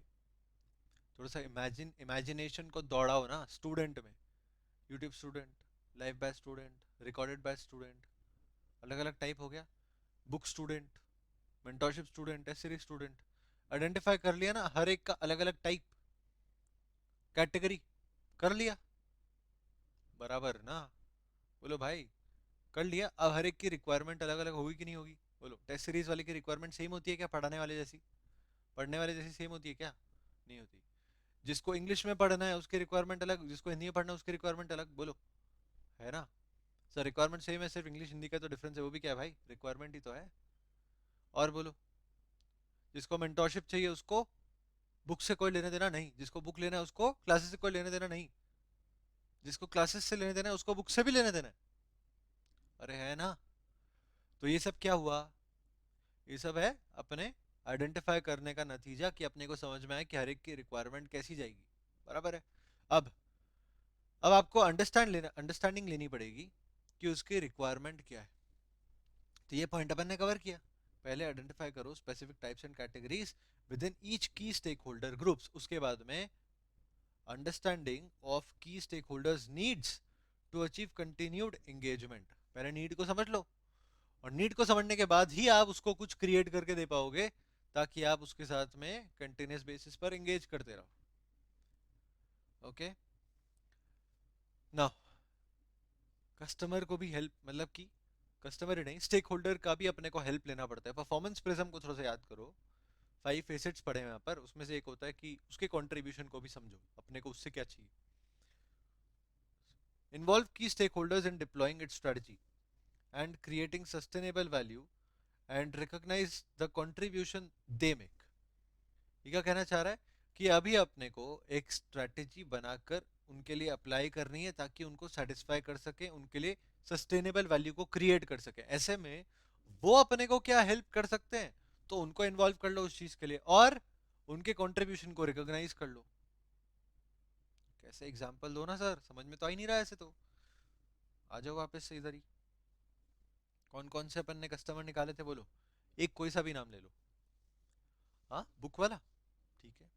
लेक्चर वाला, उसको भी ले लेंगे। तो एक बुक वाला स्टूडेंट, उसकी रिक्वायरमेंट क्या है, उसने अपने को उस अपन ने समझने की कोशिश करी पहले तो, ठीक है, कि एक कॉम्प्रिहेंसिव बुक होनी चाहिए जिसके अंदर सब कुछ होना चाहिए, डिटेल में एक्सप्लेनेशन होना चाहिए, पढ़ने को आसान होना चाहिए, है ना। मेरे को हाईलाइट अगर मिल जाए कि मेरे को यही सब पढ़ के जाना है लास्ट डे पर, मेरे लिए आसान हो जाएगा, I will be able to focus on the important stuff. ये सब कुछ मेरे को इनिशियली ये सारी रिक्वायरमेंट उसकी लगी, और मैंने उसको प्रोवाइड करने की कोशिश कर दी। अब मैं इसको कैसे इन्वॉल्व कर सकता हूँ, स्टेक होल्डर को कैसे इन्वॉल्व करूंगा स्ट्रेटजी को एग्जीक्यूट करने में? तो स्ट्रेटजी क्या है कि मेरे को बुक प्रेजेंट करनी है, बेसिकली बुक प्रोवाइड करनी है स्टूडेंट को, जिससे कि वो सेटिस्फाई हो जाए, सेल्फ स्टडी कर पाए, जो भी करना चाहता है वो। अब मैंने तो बना दी, उसके बाद में मैंने लिया, कैसे इन्वॉल्व किया भाई इनको, फीडबैक के बेसिस पर। अभी और कुछ तो मिल नहीं रहा, मैंने क्या किया, फीडबैक लेने की कोशिश करी। मैंने उनको पूछा कॉल करके, बोलो पसंद आई क्या बुक, क्या कमी लगी, बताओ ना, ऑनेस्टली बताओ ना, मैं इंप्रूव करूंगा, तुम्हें जो हेल्प चाहिए मैं करूंगा। और मजाक में नहीं कह रहा हूँ, एक्चुअल में किया है मैंने, ठीक है। Involve key stake holder, involve करो उसको अपनी स्ट्रेटजी को एग्जीक्यूट करने में, और वो जो आपको फीडबैक दे उसको रिकॉग्नाइज करो। So recognize the contribution they are making, ठीक है। So you have to involve the key stake holder. Lecture में सेम टू सेम, मेरे लेक्चर, मेरे को ऐसा लगता है कि पहले से अभी तक में काफी इंप्रूव हो गया। पता है क्यों? क्योंकि एक ऐसा स्टूडेंट है जिसने मेरे को बहुत गाइड किया। गाइड किया मतलब कि बहुत अच्छा फीडबैक दिया मुझे, कि देखो यहाँ पर ये डिफिकल्टी मैंने फेस करी सर, यहाँ पर ये हुआ, वहां पर वो हुआ, वैसे करके I was able to improve it. क्यों? ताकि मैं सस्टेनेबल वैल्यू क्रिएट कर पाऊँ ना। देखो ऑनेस्ट बात कर रहा हूँ तुमसे आज, ठीक है। सस्टेनेबल वैल्यू क्रिएट करना है मेरे को, तो my purpose is to make a difference to the life ना। क्या करना था अपने को, उसको रियल लाइफ के हिसाब से कराना था ना, फीलिंग पढ़ाई में। वो कराने के लिए मेरे को फीडबैक की अगर जरूरत है अपने की स्टेक होल्डर से, तो क्यों नहीं, I will take it, I will involve the key stakeholder in deploying of this strategy and recognize the contribution they are making. Getting the point now? अब उसके बाद में उनके साथ में रिलेशनशिप बिल्ड की जाती है on the basis of transparency, accountability, ethical behaviour and trust. देखो अभी ट्रांसपेरेंट हो रहा है सब कुछ, मैं आपके सामने कितने खुल के बात कर रहा हूँ, कितना ऑनेस्टली बात कर रहा हूँ। क्या है transparency? What I am trying to do is I am trying to develop a relationship with you यार, ठीक है, भाई भाई, दोस्त दोस्त। I'm trying to develop a relationship with you on the basis of transparency, ethical behavior, trust. अब सोचो ना, ठीक है, खुल के। अब ऑनेस्टली बात चल ही रही है, देखो हकीकत बता दूं क्या आपको? तो क्या होता है, अभी टेलीग्राम ग्रुप्स होते हैं ना अपने सीए वाले, सो वहां पर बहुत सारे लोग ऐसा करते हैं, ठीक है। मैं नहीं जानता कि एग्जैक्टली कौन करता है, पर बहुत सारे लोग करते हैं, और ये भी मैंने सुना है, सुना सुनाया ज्ञान है। I have no experience of this, but आप लोगों को पता होता है, आप लोग स्मार्ट हो, सब लोगों को पता होता है कि भाई टेलीग्राम ग्रुप पे किसी ने पूछा बताओ बेस्ट फैकल्टी कौन है इस सब्जेक्ट का, तो बहुत सारे रिप्लाई आते हैं ना, उसमें से कुछ पेड होते हैं। अब बोलो यकीन करोगे क्या? हाँ, उसमें से कुछ पेड होते हैं। सर क्या बोल रहे हो आप, हम तो उसके बेसिस पे क्लास ले लेते हैं। सच है भाई, ठीक है, सुना सुना है, सच है, हाँ, वापस से। ठीक है, अब सोचो मैं भी अगर ऐसा करता हूँ और आपको पता चल जाए कि मैं भी ऐसा कर रहा हूँ, ट्रस्ट टूट गया। एथिकल बिहेवियर था क्या? नहीं था। तो फिर रिलेशनशिप डेवलप होगी या टूट जाएगी? फ्यूचर में तो रिलेशनशिप टूट जाएगी ना। सो बहुत जरूरी है that you develop this relationship with the key stake holders on the basis of transparency, accountability, ethical behaviour and trust. ठीक है, एक और एग्जांपल देता हूँ, देखो बहुत ध्यान से सुनना। हाँ, सोचो कि आपका जो मोबाइल फोन है, कोई से भी कंपनी का हो, मोबाइल फोन है, अगर आपको पता चले किसी दिन, ठीक है, आप लोग बोलोगे सर ये तो ऑलरेडी हो रहा है, कुछ लोग बोल सकते हैं ऐसा नीचे कमेंट सेक्शन में कि ये तो ऑलरेडी हो रहा है। वो हो रहा है या नहीं हो रहा है वो अलग बात है, पर सोचो नहीं हो रहा होता और अब होने लग जाता तो कैसा होता, कि वो उसका जो फ्रंट कैमरा और बैक कैमरा है, ठीक है, वो बंद होने के बाद भी सब कुछ फुल टाइम रिकॉर्ड कर रहे हैं। आधे लोग टेंशन में आ गए देखो। कितने लोग टेंशन में आ गए नीचे कमेंट में बताओ सर, टेंशन हो रहा है, स्ट्रेस हो रहा है, ये क्या बोल रहे हो आप? ठीक है, मुझे नहीं पता होता है कि नहीं होता है, बट अगर होता होता तो फिर अपना ट्रस्ट टूट जाता ना उसके ऊपर से। अभी पीछे फ्लैप से बंद हो सके पीछे का कैमरा, वैसे वाले कवर क्यों आने लग गए, वैसे वाले मोबाइल केस क्यों आने लग गए? ये देखो मैं खुद भी यूज करता हूँ, आपको ऑनेस्टली दिखा रहा हूँ, देखो बंद है ना, क्यों आने लग गए? Because I don't trust.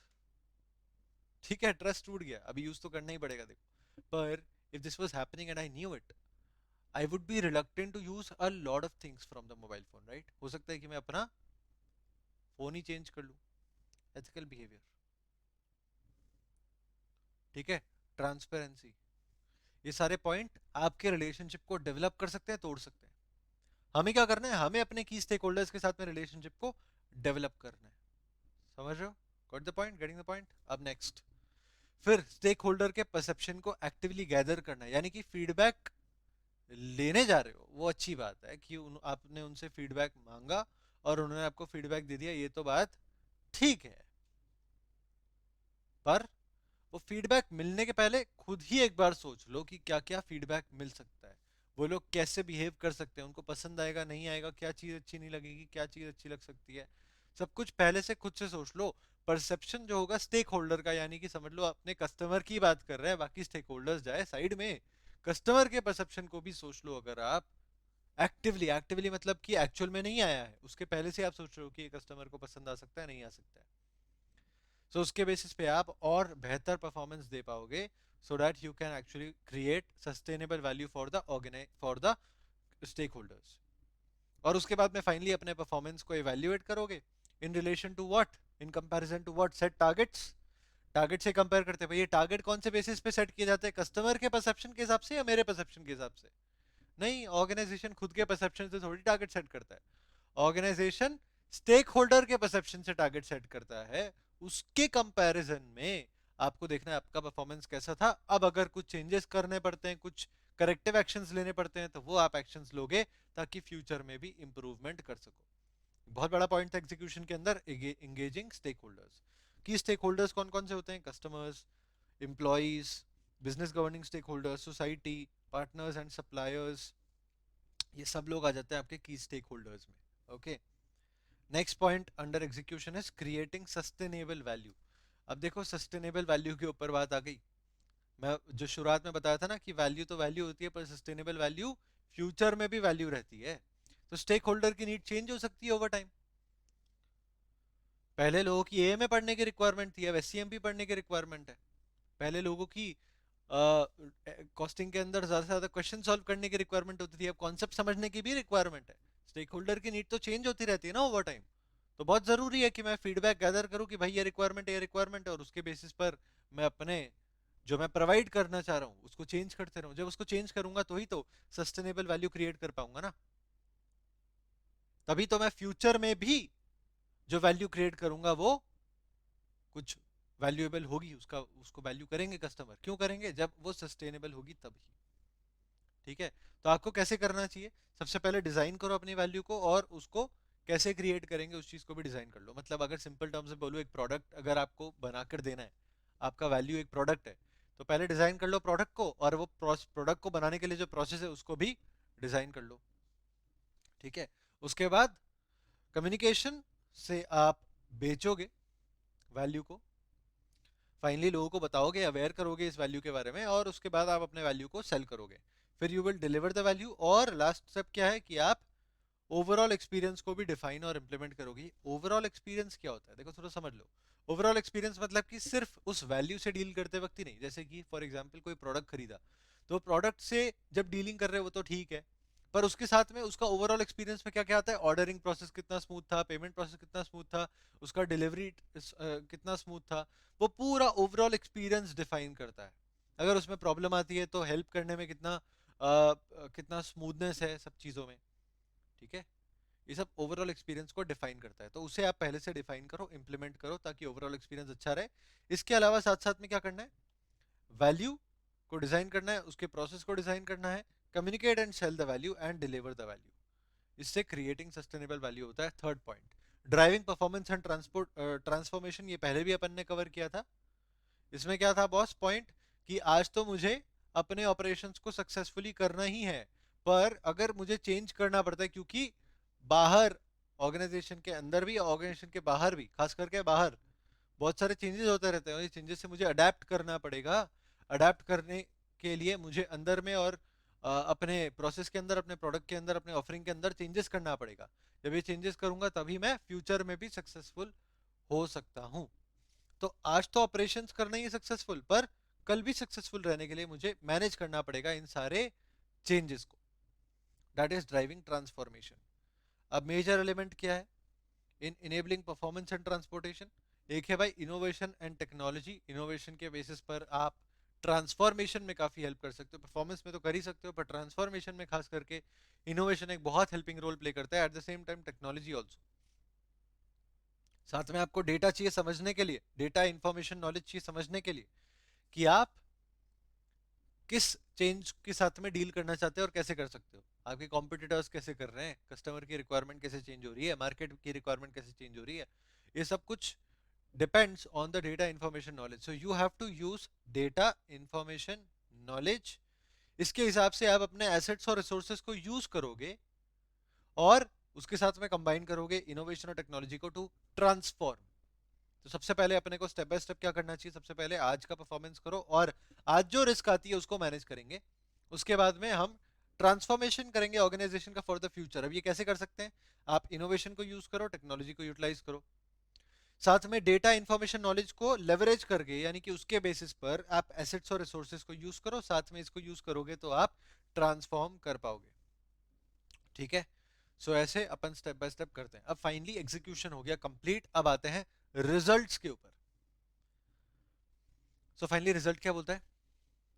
Result बोलता है भाई कि अपने को कुछ कुछ चीजें चाहिए, जैसे कि स्टेक होल्डर का परसेप्शन क्या है, यानी कि उसका फीडबैक क्या है बेसिकली, है ना। अब ये रिजल्ट अपने को क्यों चाहिए? स्टेक होल्डर के परसेप्शन पे, ताकि मुझे पता चले, और इसके ऊपर रिजल्ट वो आइडेंटिफाई भी करता है कि क्या रिजल्ट आया। ठीक है, सो बेसिकली रिजल्ट मेरे लिए दो तरीके से काम कर रहा है। एक रिजल्ट मेरे लिए एक टारगेट की तरह से भी काम कर रहा है, और रिजल्ट मेरे लिए एक्चुअल की तरह से भी काम कर रहा है। समझ रहे हो ना? तो स्टैंडर्ड एक्चुअल दोनों में है तो रिजल्ट ही। तो स्टैंडर्ड की तरह से भी काम कर रहा है, रिजल्ट मेरा एक्चुअल की तरह से भी काम कर रहा है, ताकि दोनों कंपेयर कर पाऊंगा। सो अभी यहाँ पर क्या चल रहा है कि रिजल्ट का डेटा क्यों प्रोवाइड करता है? एक स्टेक होल्डर परसेप्शन के लिए, एक सस्टेनेबल वैल्यू क्रिएट करने के लिए, आज के परफॉर्मेंस करने के लिए, और ट्रांसफॉर्मेशन करने के लिए, है ना। तो सबसे पहले बात करते हैं स्टेक होल्डर के परसेप्शन की। स्टेक होल्डर के परसेप्शन में क्या आता है कि अपन उसके फीडबैक पे काम करते हैं। किसके फीडबैक पे? स्टेक होल्डर के। स्टेक होल्डर का एक्सपीरियंस कैसा रहा ऑर्गेनाइजेशन से डील करने में, उसका फीडबैक क्या रहता है। इसमें हो सकता है कि कुछ स्टेक होल्डर्स अपने पुराने हो, पहले के हो, पास्ट हो, और उनका पहले क्या एक्सपीरियंस रहा था, या फिर हो सकता है कुछ अपने आज के स्टेक होल्डर्स हो और आज उनका एक्सपीरियंस कैसा रहता है। तो ये पूरा इन्फॉर्मेशन अपन गैदर कर सकते हैं, और गैदर करने के अलग अलग सोर्सेज होते हैं, जैसे आप सोशल मीडिया के थ्रू गैदर कर सकते हो।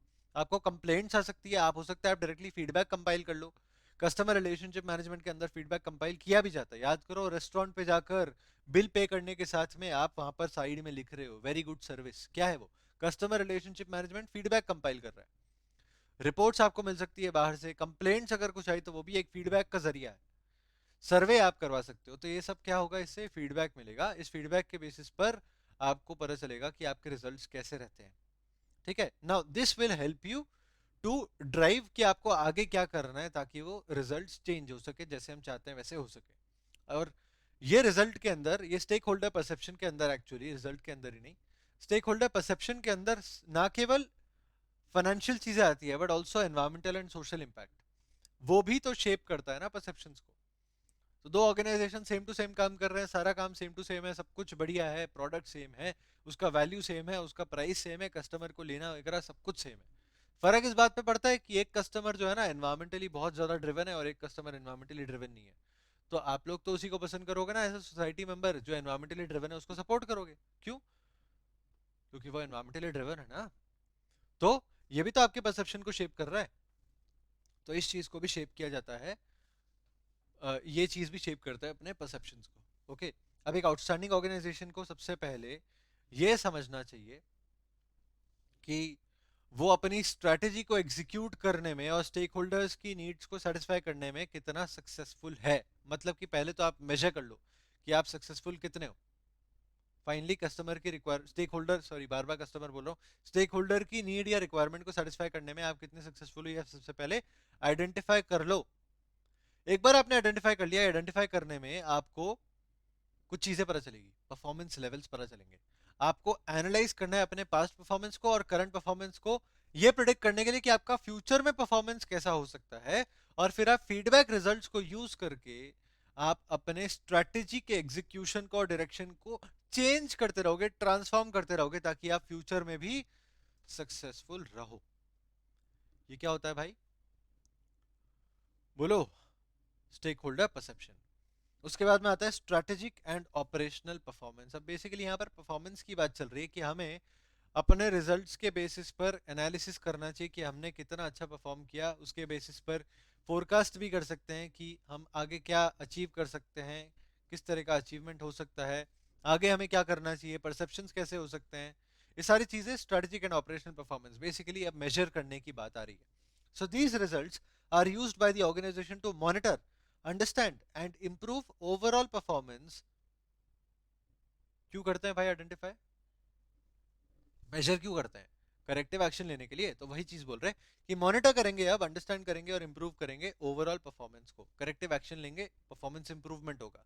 और फोरकास्ट करने के लिए कि ये जो अपन ने परफॉर्मेंस किया उसका perceptions of the stake holders पर क्या इंपैक्ट पड़ेगा, एज वेल एज कि मेरे स्ट्रैटेजिक एम्बिशंस जो फ्यूचर में है क्या मैं उसको अचीव कर पाऊंगा, उसके ऊपर क्या इंपैक्ट पड़ेगा।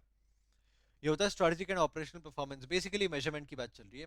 तो एक अच्छे ऑर्गेनाइजेशन को क्या करना चाहिए, फाइनेंशियल और नॉन फाइनेंशियल दोनों इंडिकेटर्स के बेसिस पर अपना परफॉर्मेंस मेजर करना चाहिए। एक नॉन फाइनेंशियल इंडिकेटर बताओ, सिंपल सा, कस्टमर सेटिस्फैक्शन।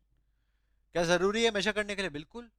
तो हो गया ना, बात खत्म। फाइनेंशियल नॉन फाइनेंशियल इंडिकेटर्स दोनों को यूज करना पड़ेगा। दूसरा, परसेप्शन और एक्चुअल परफॉर्मेंस में, ठीक है, लिंक समझना पड़ेगा। आपने जो परफॉर्म किया और जो स्टेक होल्डर के परसेप्शन है, उन दोनों में लिंकिंग समझो कि आपका परफॉर्मेंस कैसा रहेगा तो किस तरह का परसेप्शन रहेगा स्टेक होल्डर का। उसके बेसिस पे आप प्रिडिक्ट कर सकते हो कि आपको फ्यूचर परफॉर्मेंस कैसा करना चाहिए, क्योंकि आपको ये पता है कि मेरे को परसेप्शन कैसा चाहिए स्टेक होल्डर का, सेटिस्फैक्टरी चाहिए। आपको पता है कि उसकी रिक्वायरमेंट क्या है, उसको सेटिस्फाई अगर करना है, सो यू नो नाउ कि मेरे को फ्यूचर में परफॉर्मेंस कैसा करना पड़ेगा। सो आज के परफॉर्मेंस और आज के परसेप्शन पे लिंकिंग निकाल लो, अंडरस्टैंड कर लो, उसके बेसिस पर अपना फ्यूचर परफॉर्मेंस भी प्रिडिक्ट किया जा सकता है और इवॉल्व किया जा सकता है। नेक्स्ट, करंट और फ्यूचर नीड्स दोनों को कंसिडर करेंगे स्टेक होल्डर की, ताकि मैं परफॉर्मेंस इंडिकेटर्स को डिसाइड कर सकूं for calculation, for measurement of my performance. क्योंकि आज स्टेक होल्डर की नीड कुछ और है, कल कुछ और होगी। तो मुझे दोनों ही टाइम के नीड को समझना पड़ेगा, उसके बेसिस पर ही डिसाइड कर सकता हूं परफॉर्मेंस इंडिकेटर क्या रखे जाएंगे। कॉज इफेक्ट रिलेशनशिप समझना चाहिए, जिसकी वजह से परफॉर्मेंस और रिजल्ट का लिंक बैठता है। परफॉर्मेंस क्या हो रहा है, उसका रिजल्ट क्या अचीव हो रहा है, उसके बीच में एक लिंकिंग होगा ना। वो लिंकिंग कैसे समझा सकता है, कॉज इफेक्ट रिलेशनशिप को समझ के। ये आपके डायरेक्शन और एग्जीक्यूशन ऑफ स्ट्रेटजी दोनों को ही अफेक्ट करेंगे। और फाइनली ये रिजल्ट को यूज करके आप फ्यूचर परफॉर्मेंस को फोरकास्ट कर सकते हो। अब कुछ इंडिकेटर्स इन्होंने बताया, जैसे सबसे पहले पर्पस और सस्टेनेबल वैल्यू क्रिएट करने में आपने क्या अचीवमेंट किया, फाइनेंशियल परफॉर्मेंस कैसा हुआ, स्टेक होल्डर की एक्सपेक्टेशन फुलफिल हुई या नहीं हुई, स्ट्रेटेजिक ऑब्जेक्टिव अचीव हुए या नहीं हुए, परफॉर्मेंस को ड्राइव और ट्रांसफॉर्म कर पाए या नहीं कर पाए, और फ्यूचर के लिए मेजर्स सिलेक्शन करने में भी आपको इंडिकेटर हेल्प करता है। ठीक है, ये हो गया भाई अपना पूरा EFQM मॉडल। पर अभी इसके यूज बचे, तो चलो इसके यूज देख लेते हैं। अब ये EFQM मॉडल हो तो गया समझ में सर, कम कम आया पर अच्छा लगा सुन के।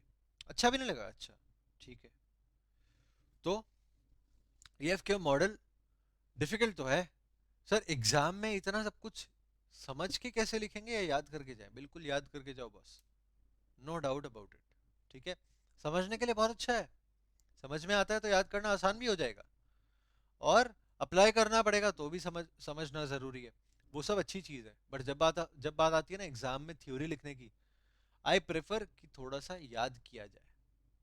ठीक है, सो थोड़ा थोड़ा याद करना पड़ेगा। अब देखो ऑफ कोर्स सी बात है, आप हेडिंग याद कर लोगे ना एक बार, अंदर के पॉइंट्स फिर थोड़े थोड़े मन से लिख सकते हो, क्योंकि समझ में अगर एक बार आ गया तो फिर अंदर मन से थोड़ा बहुत लिख पाओगे। सो आई होप समझ में आया होगा। नहीं आया तो मुझे कमेंट सेक्शन में बताओ कौन सा पॉइंट समझ नहीं आया, मैं एक्सप्लेन करता हूँ ना।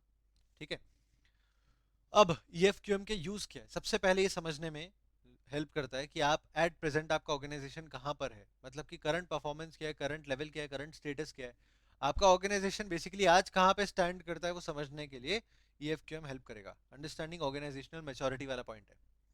दूसरा, आपको ट्रांसफॉर्मेशन करना है ना अभी, क्यों? क्योंकि चेंजेस होते रहते हैं, उसके हिसाब से मुझे अपने परफॉर्मेंस को चेंज करना पड़ेगा, उसमें आपको हेल्प करेगा ट्रांसफॉर्मेशन प्रोग्राम। तीसरा, इंप्रूवमेंट के लिए ऑर्गेनाइजेशनल कैपेबिलिटी बिल्ड करता है। कैसे भाई? आपको फीडबैक मिलेगा, फीडबैक के बेसिस पे आप इंप्रूव कर पाओगे, आप अपने परफॉर्मेंस को मॉनिटर कर पाओगे, प्रोग्रेस को मॉनिटर कर पाओगे। सो आप उसके बेसिस पर कंटिन्यूस बेसिस पे चेंज कर सकते हो ना अपने स्ट्रेटजी के अंदर, चेंजेस करोगे अपने स्ट्रेटजी के अंदर, एग्जीक्यूशन में चेंजेस करोगे, आपका परफॉर्मेंस चेंज होगा। तो अगर आप इंप्रूव करना चाहते हो तो ऑर्गेनाइजेशनल कैपेबिलिटी बिल्ड करने में हेल्प करता है फॉर इंप्रूवमेंट। ठीक है, उसके बाद में नए बिजनेस को अगर बिल्ड करना चाहते हो तो भी समझना पड़ेगा ना कि हम अब स्टेक होल्डर को सेटिस्फाई करते वक्त किधर जाना चाहते हैं। We already have a purpose in mind, तो डेस्टिनेशन पता है, वो वहां पर पहुंचने के लिए अभी जहां पर खड़े हैं, कहीं कहां पर खड़े हैं, अभी तो जीरो है, स्टार्ट करना है, तो वहां से नई जगह पर पहुंचना है। वहां पर पहुंचने के लिए एक रोड मैप चाहिए, तो वो रोड मैप आपको बिल्ड करने में EFQM हेल्प करेगा कि आप कैसे कैसे की स्टेक होल्डर्स को की रिक्वायरमेंट को सेटिस्फाई कर सकते हो। Okay, then sensing and responding to the impact of market disruption. भाई मार्केटिंग में, मार्केट के अंदर तो चेंजेस होते ही रहते हैं, अचानक से बहुत भयंकर भयंकर चेंजेस हो जाते हैं। तो ऐसे में मेरे को ऑलरेडी एक्शंस पता होने चाहिए कि मैं क्या क्या कर सकता हूं ताकि आई कैन बिल्ड रेजिलियंस। देखो ये वाला पॉइंट है ना, यहाँ पर मिलता जुलता आएगा। आई कैन बिल्ड रेजिलियंस ताकि मैं रिस्पॉन्ड कर पाऊं किसी भी डिसरप्शन को। देखो बहुत सिंपल सी बात बताता हूँ, ठीक है, .5 .6 मिलता जुलता है। .6 में क्या बोलते हैं कि भाई रिस्क अगर है ना तो उसके रिस्पॉन्स में अपन ऑलरेडी कुछ ना कुछ तैयार रखते हैं, that is building the resilience, उसकी सहन शक्ति बेसिकली। ठीक है, कितना अपन सहन करके उस पर रिस्पॉन्ड कर सकते हैं। तो रिस्क अगर मैनेज करना है ना तो अपन रेजिलियंस बिल्ड करते हैं ताकि उसका अपने ऊपर इम्पैक्ट कम से कम पड़े। ओके, एंड अपन उस सिग्निफिकेंट रिस्क को कैसे आइडेंटिफाई करके उसको मिटिगेट कर सकते हैं, वो सब कुछ यहाँ पर एक्शन प्लान डेवलप करने में भी हेल्प करता है। सिमिलरली अगर कोई मार्केट डिसरप्शन होता है ना, वो एक तरह से आपके लिए रिस्क कॉज कर सकता है। अपन तो मेजरली किसकी तरफ देखते हैं? रिस्क की तरफ। तो कैसे अपन एक्शन ले सकते हैं ताकि अपन सक्सेसफुल आगे भी रह सके? So sensing and responding to the impact of market disruption. अपन यहाँ पर नेगेटिव देख रहे हैं, पॉजिटिव भी हो सकता है। मार्केट डिसरप्शन ऐसा हुआ कि आपके सपोर्ट में, तो अचानक से उसका फायदा उठाना, again EFQM will help you, that is on the positive side. On the negative side it will turn out to be a risk which is, फिर उसको मैनेज करना पड़ेगा। So building resilience to it ताकि आप respond कर पाओ उस risk के अगेंस्ट में। अब ये क्या है सर, समझ में नहीं आ रहा? समझो बहुत सिंपल, 5,000 बुक मैंने प्रिंट करा दी, अचानक से स्टडी मटेरियल में मेजर चेंजेस कर दिए इंस्टीट्यूट ने, तो मैं क्या करूंगा? कुछ भी नहीं ना, वेस्ट। अभी खरीदोगे क्या बुक? नहीं खरीदोगे, बराबर, वेस्ट हो गया ना। तो फिर ऐसे में क्या करेंगे? उसके अगेंस्ट में ऑलरेडी रिस्पॉन्स रेडी रखेंगे ना। ठीक है। So sensing and responding to the impact of market disruption, पहले से सोचो, सेंस करो कि क्या क्या डिसरप्शन हो सकते हैं, उसके बेसिस पर अपने रिस्पॉन्सेज रेडी रखो, रेजिलियंस बिल्ड कर लो, ताकि कोई भी रिस्क डेवलप होगा तो उसके अगेंस्ट में आप रिस्पॉन्स कर पाओगे, एक्शन प्लान डेवलप्ड होगा, एक्शन ले पाओगे, ताकि आप सक्सेसफुल आगे भी रहो। ठीक है। अगर बेंचमार्क करना चाहते हो तो आपको समझना पड़ेगा कि आज कहां पर हो, तो अगेन वो फर्स्ट पॉइंट से मिलता जुलता है कि आप समझ पाओगे कि आज मैं कहां पर हूं, ताकि आप कंपेयर कर पाओगे अपने बेंचमार्किंग पार्टनर के साथ में कि आप अ, कैसे कंपैरिजन करना चाहते हो। So you have to understand कि आज मैं अपना आज का असेसमेंट कर लूं कि आज मैं कहां पर हूं, और फिर उसके बेसिस पे कंपैरिजन हो सकता है, बेंचमार्किंग करना चाहते हो तो। और फिर सप्लायर की कैपेबिलिटी को आइडेंटिफाई करने में, उसकी क्वालिफिकेशन को आइडेंटिफाई करने में भी आपको हेल्प कौन करेगा बॉस? ईएफक्यूएम। जैसे आप अपना परफॉर्मेंस असेस कर रहे हो, उसका भी कर सकते हो। ठीक है। सो उसकी कैपेबिलिटी परफॉर्मेंस को ट्रैक करने में भी ये हेल्प करता है। एक और पॉइंट इंस्टीट्यूट ने लिखा हुआ है, वो ये है कि ईएफक्यूएम का जो अवार्ड होता है उसको बहुत रिकॉग्नाइज किया जाता है, तो उसकी वजह से ब्रांड इमेज बिल्ड होता है अगर कोई ऑर्गेनाइजेशन उसको अचीव कर लेता है तो। ठीक है। ये हो गया बॉस अपना ईएफक्यूएम। अब बचा है रडार। तो अपना ऑलरेडी 1 घंटे का वीडियो हो चुका है, तो रडार लेके मैं आपसे अगले वीडियो के अंदर मिलता हूँ, है ना? मेरे को पता था तुम लोग जाके देखोगे ही नहीं अलग से, तो मैंने इसी के अंदर ऐड कर दिया, है ना? हूं ना मैं स्मार्ट? चलो स्टार्ट करें रडार को। तो रडार किसके लिए होता है भाई? सबसे पहले तो रडार का फुल फॉर्म समझ लेते हैं। आर से होता है रिजल्ट, ए से होता है अप्रोच, डी से होता है अप्रोच को डिप्लॉय करना, और फिर लास्ट का ए और आर जो है उससे होता है असेसमेंट एंड रिफाइनमेंट। समझे क्या? Result, approach, deploy, assessment and refinement. Result क्या होता है? सबसे पहले आप देखते हो कि अभी हमें क्या अचीव करना है। हाँ, क्या अचीव करना है, यानी कि टारगेट। ठीक है। ये कौन सा वाला रिजल्ट है? टारगेट वाला। Determine the result it is aiming to achieve as part of it strategy. Radar का ये वाला जो पोर्शन है, ये बुक में मिल जाएगा आपको, स्टडी मैट में। फिर अप्रोच। सबसे पहले आप देखो कि भैया रिजल्ट अचीव करने के लिए आपको क्या अप्रोच चाहिए, मतलब कि स्ट्रेटजी क्या चाहिए, प्लान कर लो, डेवलप कर लो उस स्ट्रेटजी को, कि अब हम अपने रिजल्ट को आज और कल इस तरीके से अचीव कर सकते हैं। अप्रोच। फिर इस अप्रोच को डिजाइन करने के बाद में अब आपको उसको एग्जीक्यूट करना पड़ेगा। तो यहाँ पर अब आपको डिप्लॉय करना है, यानी कि बेसिकली एग्जीक्यूट करना है अपनी अप्रोच को, यानी कि स्ट्रेटजी को अप्रोप्रिएटली इसको डिप्लॉय कर दो। और फिर आता है कि अब जो अपन ने अप्रोच को डिप्लॉय किया है उससे क्या लर्निंग्स मिली, क्या फाइंडिंग्स मिली, उसके बेसिस पर असेसमेंट करते रहेंगे, उसमें इंप्रूवमेंट करते रहेंगे, यानी कि रिफाइनमेंट करते रहेंगे। वो हो गया असेस एंड रिफाइन। ये है अपना basically radar, logical assessment framework है। आप काम पहले देखते हो कि कैसे करना चाहिए, क्योंकि मुझे कुछ रिजल्ट अचीव करना है, क्या रिजल्ट अचीव करना है पहले देख लो, फिर उसके हिसाब से एक अप्रोच बना लो, अप्रोच को कर लो, एग्जीक्यूट कर लो, और फिर असेसमेंट और रिफाइनमेंट करते रहो, सिंपल। ठीक है। पर अगर हम बात करें कि इसको डायरेक्शन और एग्जीक्यूशन में कैसा होना चाहिए, तो एक एक एलिमेंट को लेते हैं ना।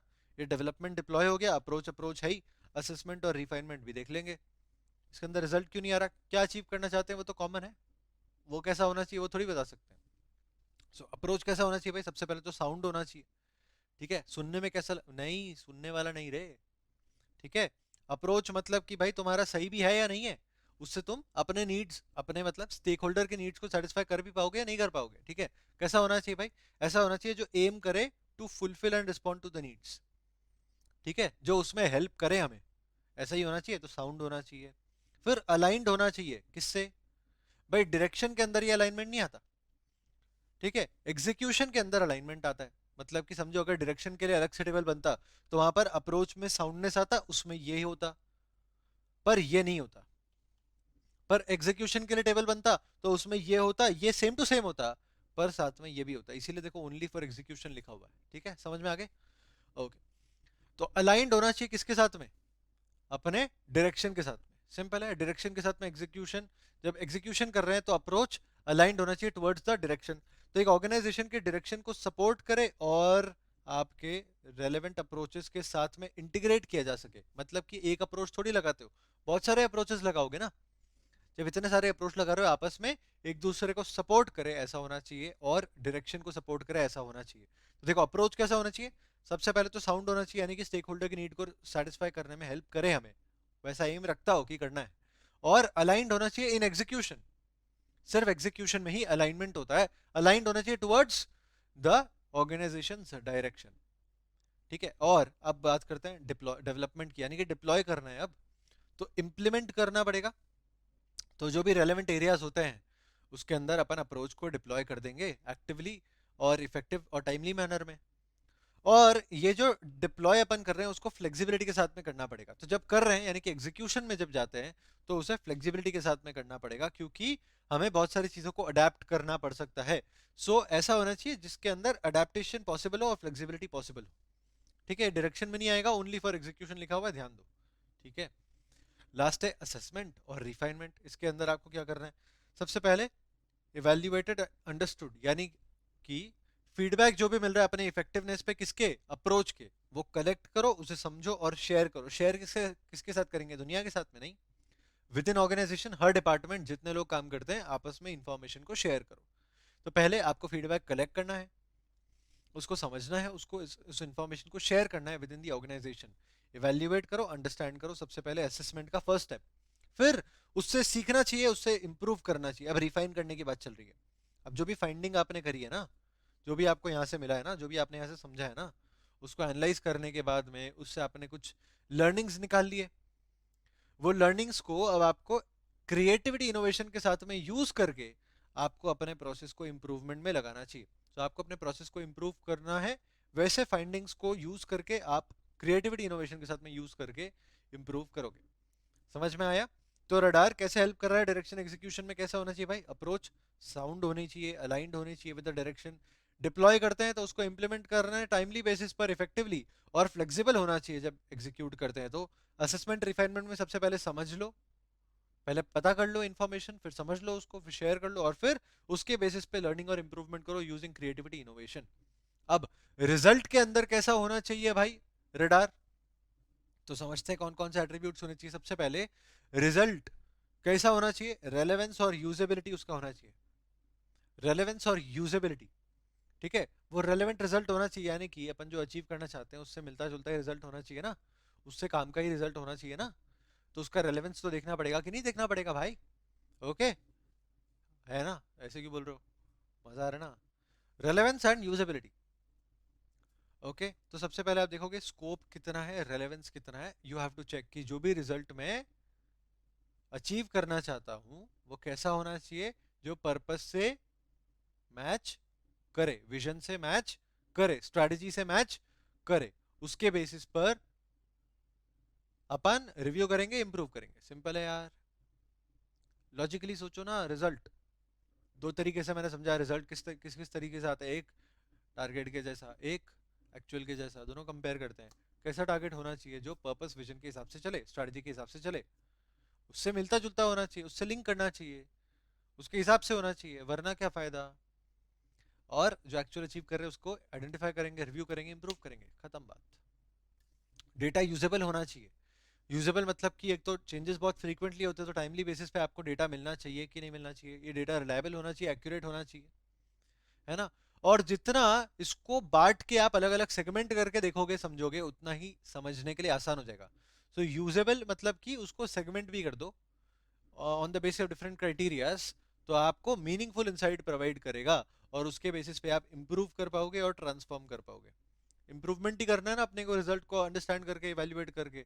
तो रिजल्ट यानी कि अपने नंबर्स, अपना परफॉर्मेंस मेजरमेंट, टाइमली बेसिस पे नंबर मिलना चाहिए, रिलायबल होना चाहिए, एक्यूरेट होना चाहिए, सेगमेंटेड होना चाहिए, ताकि मीनिंगफुल डेटा मुझे मिले, उसके बेसिस पे समझ के मैं अपने परफॉर्मेंस को इंप्रूव कर पाऊं और ट्रांसफॉर्म कर पाऊं, ऐसा होना चाहिए डेटा।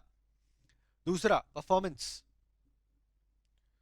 सुनो, एक क्या था, रेलेवेंस एंड यूजेबिलिटी, दूसरा परफॉर्मेंस। खत्म है इस पे बात, ठीक है, परफॉर्मेंस आखिरी है। तो परफॉर्मेंस कैसा होना चाहिए भाई, सबसे पहले ट्रेंड, कैसा ट्रेंड होना चाहिए, पॉजिटिव नेगेटिव, पॉजिटिव होना चाहिए।